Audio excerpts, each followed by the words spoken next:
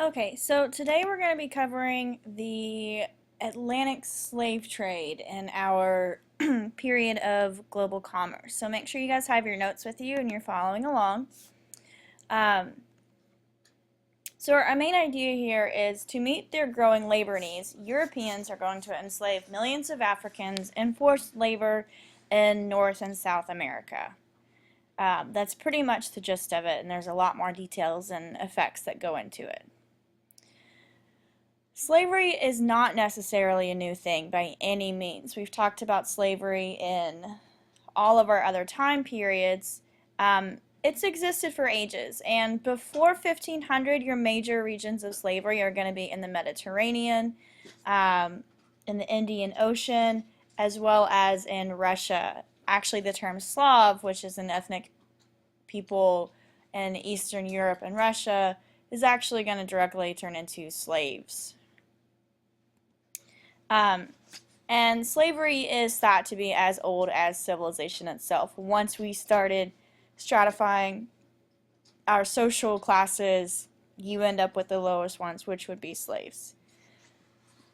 Our new agriculture techniques through this time period are going to create a need for more labor. And for the most part, prisoners of war are going to be the source of this labor. And that's a continuity through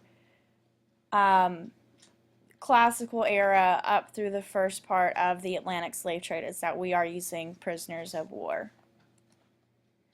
This is an example. You have Egyptian slaves. So we have slavery all the way back to ancient Egypt.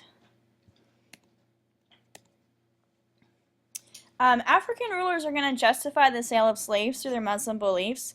Your book, Strayer, talks about the way that Muslims perceived sub-Saharan Africans, just as the type of people that generally made good slaves. There was like an ingrained racism in Muslim beliefs that justifies slavery in Africa. So between the years 50 and 1600, both black and white Muslims are going to move almost 5 million Africans to your Muslim lands in Southwest Asia. We talked about this with the development of the trans-Saharan trade routes. Muslims would bring goods into West Africa, and from our West African kingdoms like Ghana and Songhai, they would transport slaves from sub-Saharan Africa into North Africa and the Mediterranean as slaves. However, the system of slavery is different than what develops in the Atlantic world. These slaves have rights in their system, and they have the opportunity for social mobility, which means that it doesn't, just because they have been sold into slavery, doesn't necessarily mean that they have to spend their entire life in slavery. And a big deal here is that slavery in your African and Muslim societies is not hereditary. It can be based on several factors, but rarely is it based on your lineage.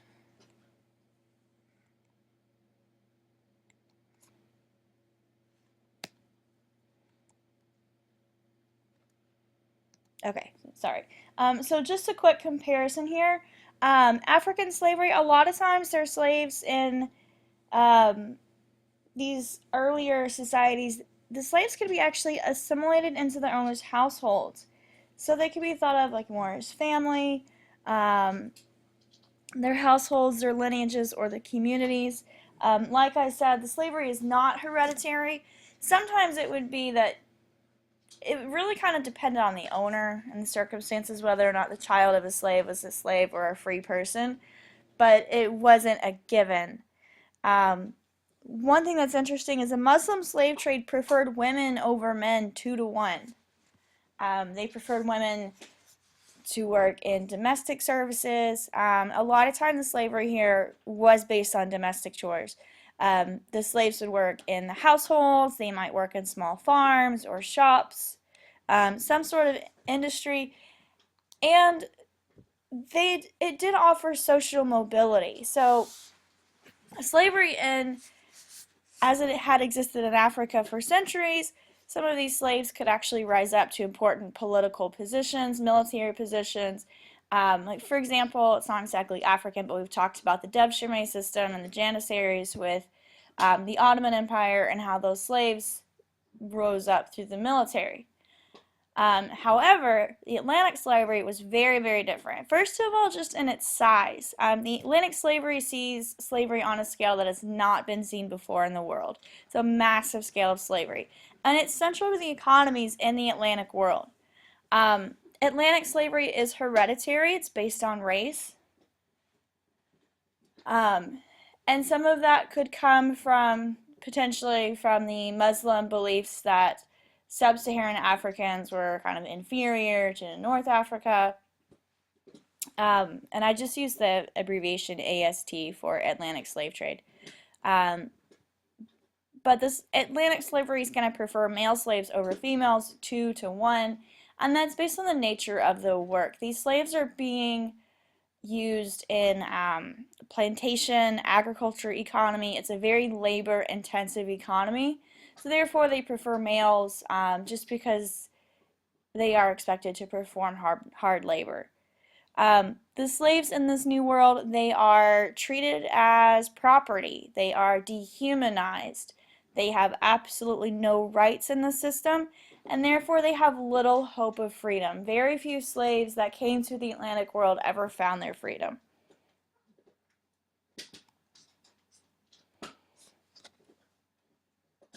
Okay, so we know that the first Europeans to explore Africa were the Portuguese. When they are in Africa, they're more interested initially in trading for gold than for slaves. However, as the Americas begin to colonize, it changes that focus.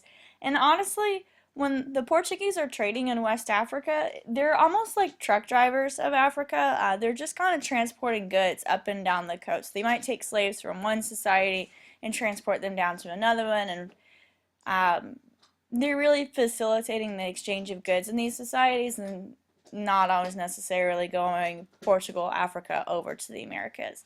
But once the British, the Dutch, the Spanish, and the Portuguese begin to actually establish colonies in the Americas, it's going to shift this focus.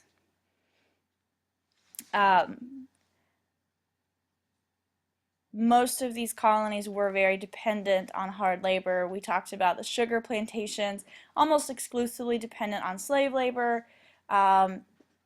We had commercial agriculture and mining in the Spanish colonies that required a large labor force, and then we also had the rise of plantation economies in British North America.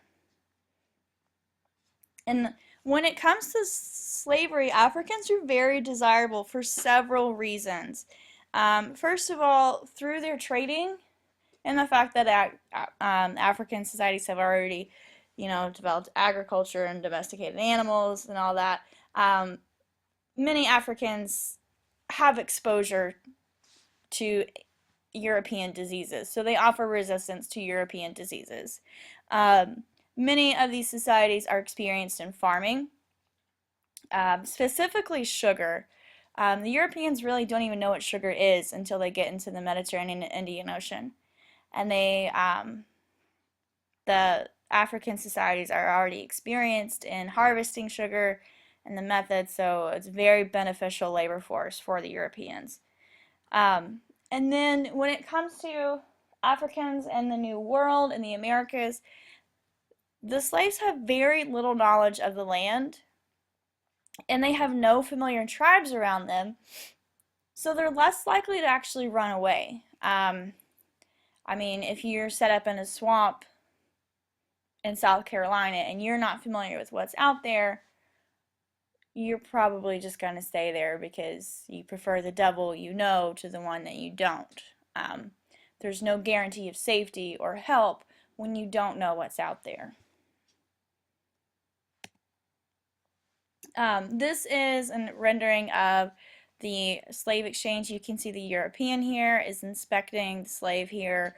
They're checking their teeth. The teeth are a very good indicator of physical health, also age. They're looking to make sure that they have good teeth, because if you have rotten teeth, it's going to lead to other issues, and it indicates it's poor health. You can see the other slaves that are on the grounds over here. These guys are negotiating a deal back here. And here you have your slave trader.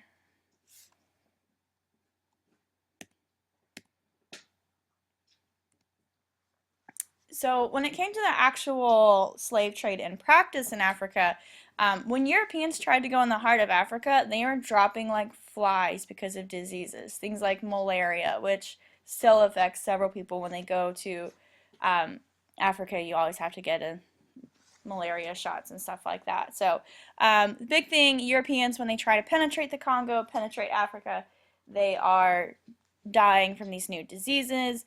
There are actually really strong militaries in Africa that prevent Europeans from really making any headway. So what happens is Europeans are pretty much going to hang out on the west coast of Africa and wait for the slave traders to bring the human cargo from the interior. They set up large settlements and large forts all down the west coast of Africa, which become their major trading ports. A really good example of this, it's in the movie Amistad, and it shows the slave settlements in what is now Liberia. And the slave traders are going to trade their human cargo for weapons and other manufactured items, gold, tobacco, alcohol. They will use Indian cowrie shells. Africans use cowrie shells as currency. And they're also trading for Indian textiles like cotton. Most of the slaves that are entering the trade are prisoners of war, debtors, and criminals. So at this time, you don't really have this like Pan-African identity that has this like unified African culture and solidarity. Instead, you have several warring states and territories that have fierce rivalries, and they'll capture POWs and sell those guys into the slave trade. And the trade for these slaves becomes known as the Atlantic slave trade. The early years of the slave trade, when it's pretty much just Spain and Portugal operating in the New World, you have about 300,000 slaves that are taken to the Americas, mostly just by Portugal. During the next 100 years, as the Dutch and the British establish themselves in North America, this number is going to jump to 1.5 million, and by the end of the slave trade, by 1870, the number is 12.5 million Africans that have been transported from Africa into the New World. Whoops. So you can see here on this map, in this first one, you have the first phase of the slave trade. The Africans are coming from West Africa. You have some that are going into Spanish America, up here for the mines, going down to Brazil to the sugar plantations, and then some of them are just going back into the old world, usually to be domestic servants. 1601 to 1700, the Dutch are getting involved, the French are getting involved, and you see an increase in the slave trade. Still have the majority going over here to Brazil, but there are some going up in the Dutch Caribbean, British Caribbean, and French, and then Spanish America, again, usually for the slave mines and commercial agriculture, and just a small number are going into the old world, going into Europe. The biggest wave of the slave trade is 1701 to 1810 at the end of our time period, and you see massive migrations as the plantation economy becomes stronger. It's dependent on cash crop economies there. Again, the majority of the slaves are going to be going into Brazil. They see the largest numbers of it. They're going into French Caribbean, into Haiti, in those regions for usually sugar production. A large number is going into the British Caribbean British North America for cotton and tobacco production, and then an increasing numbers going into Spanish America, more into Mesoamerica, Central America here. And by the time the slave trade is ultimately outlawed, it's still mostly going into Spanish America and Brazil. By 1807 here, the British have outlawed the slave trade. The Americans do not long after, so it kind of cuts off the flow into this region for the British and the Americans. Okay, so during the 1600s, and we've kind of looked at this already, Brazil is going to dominate the sugar market. The Portuguese established plantations all through the east coast of Brazil, and as the demand for sugar grows, so does the need for laborers. Almost 40% of the slaves that were taken from Africa in the 1600s are going to Brazil. And by the end of the slave trade, Brazil has 10 times the amount of slaves that were in North America. It's a massive part of their population. And Brazil is actually so heavily dependent on slaves that they are the last country to outlaw slavery as an institution. They don't outlaw it as an institution until like 1888, I believe. So Portugal kind of dominates it for a while with the slave trade, or with the sugar trade in Brazil. England jumps in and kind of runs things through the 18th century. And that's as they see an exponential growth of settlers establishing themselves in the British Caribbean and in British North America. Slaves are used on your cash crop economies, specifically sugar, cotton, and tobacco in the New World. So by 1830, there are about 2 million African slaves in North America. And as we've kind of talked about before, your African merchants, with the help of some of their local rulers, are capturing their fellow Africans to be enslaved. In exchange for delivering their human cargo, they get gold, guns, and like I said, alcohol and tobacco are some other dominant commodities in this region. There are legends that when you were sold into slavery, your body would grow cowrie shells because it symbolized the cowrie shells were the currency, and it was a legend that symbolized the commercial impact of slavery in West African societies. This map is actually the same one that's from your book, and a map like this would be really popular on the AP exam to kind of interpret the meaning of it. And I like it because it kind of summarizes basically everything.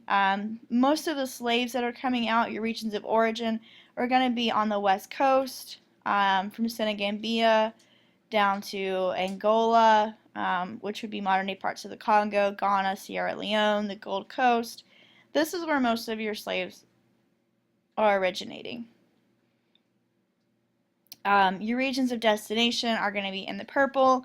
They're going down to Buenos Aires, a lot in Brazil here, Guyana, Venezuela, Puerto Rico, Cuba, the Americas, the east coast of Mexico, and these guys up here in Ecuador. And then here, these are going to be usually probably working in the silver mines. Your red arrows are the transatlantic slave route. So from Sierra Leone, you have some going back into Lisbon and to Portugal, a massive amount going to Brazil and the West Indies, and to a lesser extent Mexico, Venezuela, Ecuador, and North America. But don't think that the transatlantic slave trade routes are the only trade routes going on. You have East African slave trade over here, where slaves are being sold into the Indian Ocean network. They're being sold into the Ottoman Empire and into the Mughal Empire in India. They're going into Damascus, Baghdad, Arabian Peninsula, North Africa. They're going into would eventually be like the height of the Ottoman Empire through here. Your trade routes through here are going to form a triangle and become known very creatively as the triangular trade. And you're going to have manufactured goods from Europe that are going to go to Africa, cloths, tobacco, guns. Guns are a big one. Alcohol is going to go down to Africa. Slaves will be moved from Africa into the Americas, and then rum and other raw materials, sugar, tobacco, cotton, etc., are going to go from the Americas back to Europe. And the voyage across the Atlantic, which becomes known as the Middle Passage, is very dehumanizing, and it is a deadly, deadly voyage. Current estimates are that 14% of the slaves died on the crossing. Some estimates have it as much as a third of slaves have died on the crossing. And at least 10% of the voyages experienced a slave uprising. So they're kind of more common than you would think. 1 in 10 slave ships is going to experience an uprising. So here's your triangular trade, just very simply. Manufactured goods going into Africa, increasing the commercial network in West Africa, enslaved Africans going to the Caribbean, and from here then they'll go to their various ports, and then sugar, cotton, tobacco, rum, eventually fur, lumber are going to go into Europe. One way that Africans would rebel is they would jump overboard because they preferred death to slavery. There were reports that sharks would actually follow the slave ships because there were so many that would be tossed overboard. Diseases ravaged these passengers, and you'll see in a minute how quickly they could spread through. The slaves are kept in cramped, unsanitary conditions.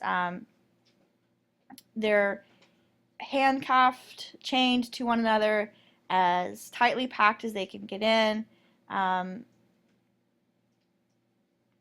There's no limited clothing, limited hygiene, so diseases are going to spread very quickly through this so-called human cargo. And honestly, the cruel treatment from the slave masters is going to ravage even more slaves on this Middle Passage. The slavers would often sail on small, very narrow ships, so they could kind of cut through faster. And the original formula was 2 slaves per tonnage of ship. So for each tonnage that ship could carry, you would pack 2 slaves on there. Well, a lot of captains would ignore this formula and pack in as many as they could in the name of profits. The more slaves you could get on a ship, the more money you got. So they kind of ignored this the so-called best formula in the name of cramming as many on there as they possibly could so they could make more money. This is a drawing of the plan and sections of a slave ship. You have 4 levels. These 2 are the top. These would be for the women usually. And for each dark line on here that you can see, I know it may be kind of small, these represent the people laying down. So you can see down here with the men, there is absolutely no concept of personal space.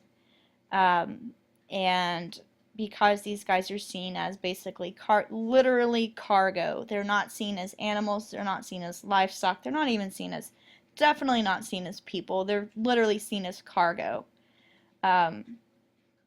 So you are usually chained, you'll be chained next to one another. Some people head to feet in the interest of maximizing space, with, like I said, no bathroom breaks. So a lot of times people would kind of be laying there in filth, in their own urine and human waste. What would happen is that the shackles on a lot of them, here's another example, you can see how crowded they are. The shackles are going to cut into their wrists and their ankles. It's going to create wounds, and because of the nasty conditions, infection sets in, and sometimes it's really disgusting, but they would have like maggots underneath their shackles from the infection. But you can see here on the deck you have all the men on one level, and back here the women are crammed in, and it's very intentional to keep the men and the women separate. You didn't want them forming like any emotional attachments, because if you wanted to keep them separated, they would try and mix together as many communities as they could, so the slaves basically had no form of connection to one another and couldn't communicate for an uprising. And also, if you keep the men and women separate, then you have less likelihood of a woman actually like getting pregnant and giving birth on the slave ship, because honestly, with the conditions on there, giving birth is about the last thing that you want to do. And if a woman was unfortunate enough to get pregnant on a slave ship, and the baby actually survived, sometimes what the slavers would do is just get rid of the baby, because they might not have the food or the ability to actually take care of the infant. And most people that are purchasing slaves don't want to take on the responsibility of an infant, because, I mean, for the longest time, the kid's not going to be any value to the slave owner. Okay, just to go over the conditions a little bit longer, a little bit more, you have very crowded, unsanitary conditions. The slaves are riding on a plank of 66 inches by 15 inches, so it's only about 5.5 feet long and a little over a foot wide. And you might have 2 feet of headroom if you're lucky. So you're not exactly going to be sitting up, hanging out on here. The males are chained together in pairs, kind of to discourage uprising and running overboard, because if you're chained together with someone else, you really have to commit to it. Because if one person jumps, the other one's going in after them. The men were kept away from the women and children on the slave ships, and because of the conditions, you do have really high mortality rates between the unsanitary conditions and the general treatment that they received.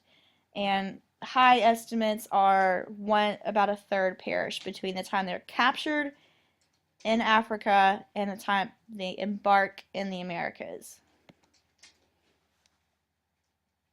Just to give you a little effect, this is an example of how crammed these slaves would be on the slave ships.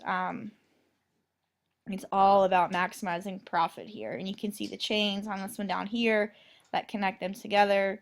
And in previous classes, they've asked, what if somebody on here has to go to the bathroom? And if one of these guys goes to the bathroom, everybody below it's going to feel it. So not exactly ideal conditions.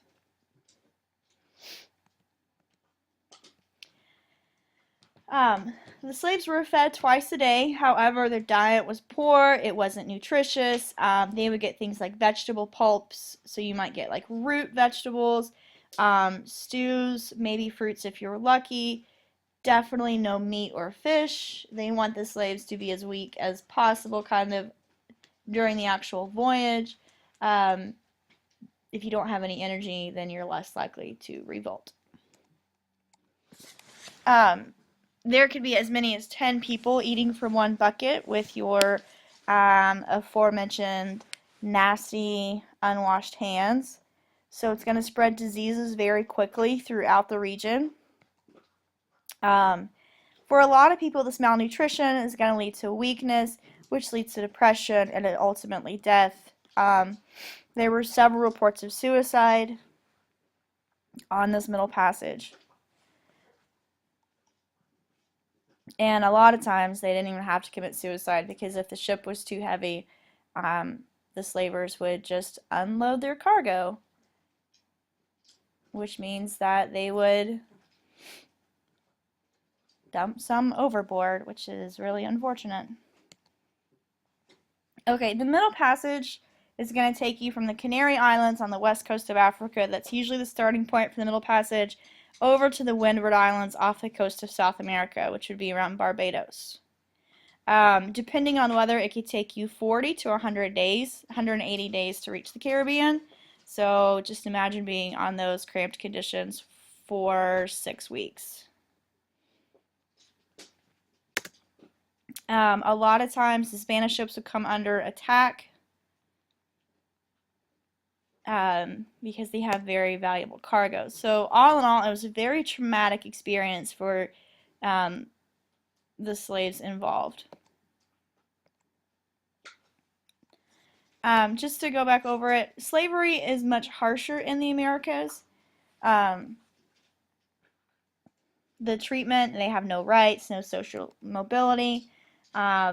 Slavery is based on race here.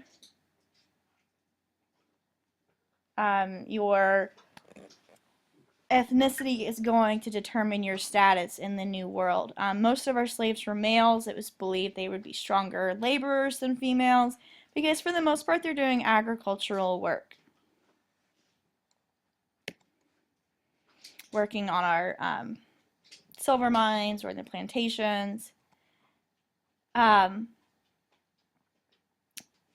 We talked before, uprisings were common. As many as 10% of slave voyages experience an uprising of some sort. However, most rebellions are actually going to occur before you set sail. You're more likely to gain your freedom if you are still in Africa than if you gain your freedom on a slave ship in the middle of the ocean.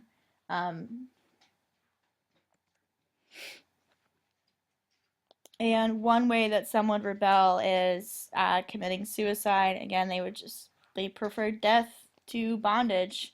They would rather die than lose their freedom, especially not exactly knowing what was awaiting them in the New World, but, hearing stories and rumors of what was going on. And the rebellions just gave the slavers justification for the abuses. They have to say, look, we have to treat them this way. We have to control them because if we don't, then they'll kill us.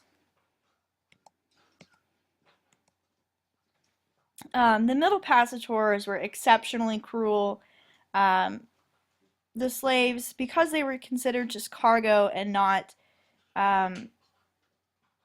humans by any means, they had half the space that was allowed to indentured servants and to even convicted criminals. Even convicted criminals had more space in the Middle Passage than your slaves did.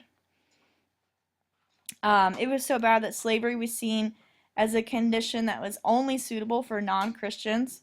The Pope actually kind of justifies this use of slavery after the Crusades when he encourages the Portuguese and the Catholic to conquer the pagans and the Muslims. Their status as non-Christians or as so-called pagans is going to justify the treatment. I talked to you guys earlier about a report from the Americas where a slave actually asked his slave owner about Christianity. He was curious about it and wanted to convert, and the slave owner would not allow him to convert to Christianity because Christianity forbids holding another Christian in slavery. So.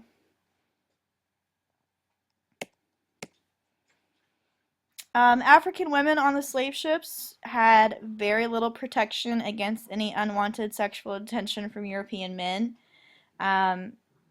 They were separated from the men, from the male slaves, so they basically had no protection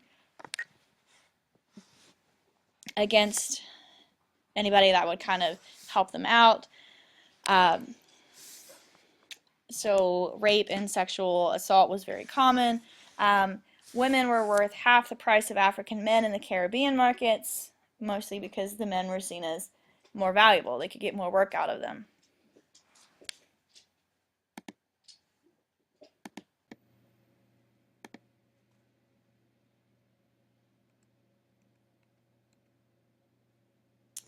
Okay, so once the slaves finally made it to the destination, the ones that survived, so you had about 2/3 of your survivors disembarked. Men often died at a greater rate than women, which, if you think about it, most of the ways to commit suicide. involved a lot more, were a lot riskier. The only way to really commit suicide was to kind of charge at a slaver or just go overboard. Also, you had more men on the ship, so if the diseases start in the lower barracks, it's going to spread a lot faster and affect a lot more. When the Africans disembarked in the Atlantic world, they had to adapt to new foods. The traditional African diet was often not available. And on the other end, one thing that you need to know is make sure that you guys remember the importance of the new crops that were introduced into Africa because of the Columbian exchange and the slave trade. So that's going to include maize, specifically the importance of maize and corn in raising the caloric intake of West Africa. As the slaves assimilated to life in the New World, they often had to learn a new language, usually Spanish, Portuguese, French, or English, as well as often being able to communicate with the people that they were in the slave houses with, because often it wasn't like they would buy a whole bunch of slaves from the same tribe. Eventually they learned a Creole dialect well enough to obey commands, and it's one that exists in... It still exists in parts of the world. For example, I've talked to other classes about the Gullah people in South Carolina. They still retain their kind of Creole dialect and blend West African traditions with Atlantic traditions. One important note is the psychological impact. Once they made it to their destination, many were no longer suicidal, and they kind of accepted what lays before them, or what lies before them. And they retained their culture despite the hardships and cruel treatment. Often the hardships would kind of strengthen those traditional cultural ties as just kind of a method of indirect rebellion. And a lot of times the bonds that they created with their shipmates would replace kinship. The experiences that they've had were sometimes so traumatic that it created a bond that was stronger than blood. Here's an example of a slave notice that you might find in the Caribbean. It says, "To be sold on board the ship Vance Island on Tuesday, the 6th of May. Next, at Ashley Ferry, a choice cargo of about 250 fine, healthy Negroes just arrived from the Windward and Rice Coast. The ultimate care has already been taken and shall be continued to keep them free from the least danger of being infected with the smallpox, no boat having been on board, and all other communication with people from Charlestown prevented." So this is one that would have been posted in Charleston, South Carolina. And, it shows, these were healthy slaves, they've been well cared for, they don't have smallpox, to try and increase the value of them. As the slaves come into the New World, they have what's called a seasoning process, and you have 3 categories of, cultures is what you would call them. The Creoles would be the slaves born in the Americas, and this is similar to the Spanish hierarchy of the Spaniards born in the New World. Creoles are born in the New World, and there were 3 times the price of unseasoned Africans. I would say this is because usually they already have rudimentary understanding of English. They kind of have been they've pretty much been born into slavery, so it's kind of all they know. And it's just the lifestyle that they're accustomed to, so you have somewhat less likely to run away and rebel. Old Africans are the ones that have lived in the Americas for quite some time, for several years, and have acclimated, and the new Africans are basically fresh off the boat. So on the plantations, you get a hierarchy, or the Creoles and the old Africans. Their role is usually to instruct the new Africans and what needs to be done, what their role is. Okay, so the slave trade ends in the 1800s, early 1800s for the most part, when cruelty is about the Middle Passage get out to politicians and basically mass audiences. You guys are going to be looking at slave documents, narratives from the Middle Passage, and really once those get out, people are so shocked and horrified by what they're reading that they start campaigning to abolish the slave trade. Great Britain is the first to ban the Atlantic slave trade in 1807, and they began patrolling the African coast to enforce, make sure that no British ships are smuggling slaves across the Atlantic. U.S. Congress outlaws the slave trade a year later. Notice this is only the slave trade. The institution of slavery still exists, but you are no longer importing slaves. However, your West African kingdoms, like in the Congo and Guinea, are actually going to oppose banning the slave trade because for some of these countries, these territories or kingdoms, this is the basis of their economy. So if the slave trade goes away, they have nothing to offer, or they feel that they have nothing to offer the Europeans for their manufactured goods. Okay, so ultimately, 9 to 11 million, Strayer says over 12 million Africans are brought to the Americas during these 3 to 4 centuries of trade. Several million more will die in the process. Your biggest wave of the slave trade is going to be between 1701 and 1810, so the end of period 4 and the beginning of period 5. And this in North America, it's only a small percentage of the actual slave trade. Only about 600,000 are actually reaching the continent of North America. There are several consequences of the slave trade. In world history, our primary consequence is that Africa becomes a permanent part of an interacting Atlantic world. The slave trade connects Africa to our colonies in North and South America. So that's a really important thing. I'd put a star by that one to make sure you know that in the context of a global history, this is Africa entering a new trade network. Millions of Africans are forced to make their lives in the Americas. In many cases, Africans will actually outnumber European immigrants about 3 to 1 until the 1800s. So until the slave trade is banned, Africans are going to outnumber Europeans. In our West African connect societies, our kingdoms on the coast, Sierra Leone, Guinea, modern-day Niger, are going to be connected to a European-centered economy. They're becoming more materialistic when it comes to the manufactured goods.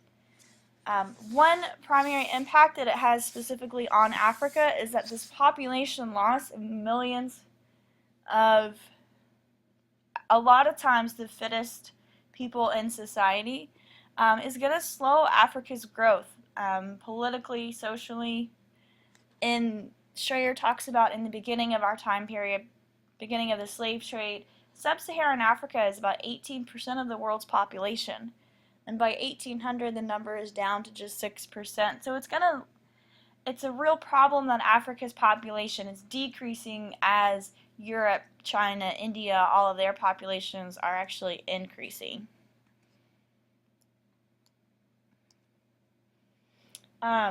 As far as an economic impact on Africa, this has little positive effects.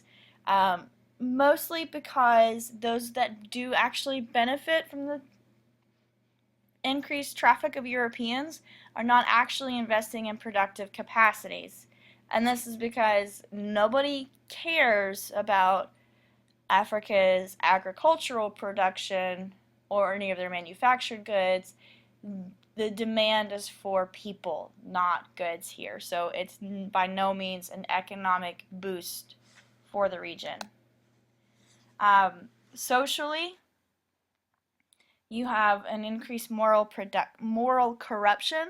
A lot of your judicial proceedings would be manipulated so that the outcome would create victims for the slave trade. So your loosely termed court systems were very corrupt, um, solely in the purpose of generating income for the slave trade. In some regions, you saw something called the Limba cult come around, which was where the kind of merchant classes, your elites, band um, bonded together, and they tried to kind of counteract the negative impact and maintain their elite privileges. What they would do is complain of like illnesses, like stomach aches, and um, kind of all these illnesses to show the lower classes, like, oh, look, it's really not that good. Look how sick we are. And kind of maintain some sort of unity in the region where there's not a strong political authority. So if they kind of convince the lower classes that, life's not really that good for them either, then maybe the lower classes won't um, kind of rebel and get rid of them. The AP exam is going to often ask questions about the impact of the slave trade on African women, so make sure as you review, you definitely look back over this section. So if I were you, I'd like put a star or highlight by it and make sure that either here in your slave trade notes or your reading guide that you put a special focus on the impact of the slave trade on African women. In Africa, it's going to, especially West Africa, it increase the labor demands on women as a lot of the male workforce is shipped west across the Atlantic. Somebody has to take up the load, so it falls to the women a lot of times. Some of them are sold into slavery on the west coast of Africa to fulfill some of these roles. It becomes much more acceptable for a man to have multiple wives. You have an extremely unbalanced sex ratio here, far more females to males, so polygamy becomes really common in these societies. Like I said, the use of female slaves in West Africa increases in domestic farming, small-scale farming. For a small number of women, they can increase their status through marriage to European merchants. It's a mutually beneficial relationship because the merchants get access into the slave markets, and the women gain wealth, and then sometimes they can kind of operate their own trading empires here.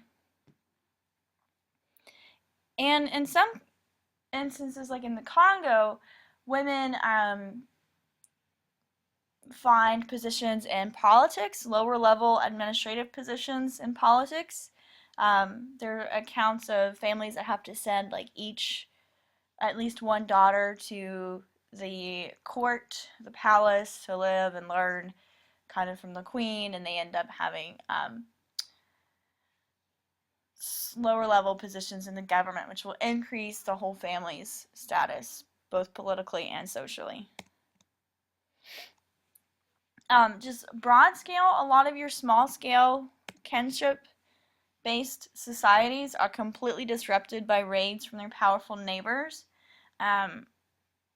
So your smaller tribal societies are kind of broken apart from raids from powerful neighbors, which leads to a big feeling of insecurity. There are accounts, especially from Guinea, where people travel in large groups. You don't want to be out by yourself. Whenever women would see European ships off the coast, they would pull their kids inside to try and protect them. So it's a general state of fear and insecurity that people are living in. The slave trade is going to actually cause the disintegration of some large kingdoms, especially the Congo and Oyo, because as the Europeans are trading in weapons to smaller tribes, these outlying regions from the larger kingdoms now have access to trading opportunities, so it increases their wealth. They have access to firearms and are actually able to gain some independence. So some of your larger sub-Saharan African kingdoms are going to fall apart from the slave trade. And on the other hand, there are some countries, some kingdoms in Africa, where their slave trade becomes basically their primary business, the basis of their economy, and is going to continue well into the 19th century. Some of them, Strayer talks about one kingdom that tried to get rid of the slave trade and trade in other goods like pepper and textiles, but as the Europeans began getting those goods cheaper from Asia, then that market went away and they had to bring back the slave trade. So it's going to affect different regions in different ways. And we're going to look in the following class periods at slave narratives, accounts from the Middle Passage, as well as African kingdoms and European merchants to get a better perspective of the slave trade. So make sure you bring your guide and notes with you to class the next time that we meet, and we will continue this discussion then.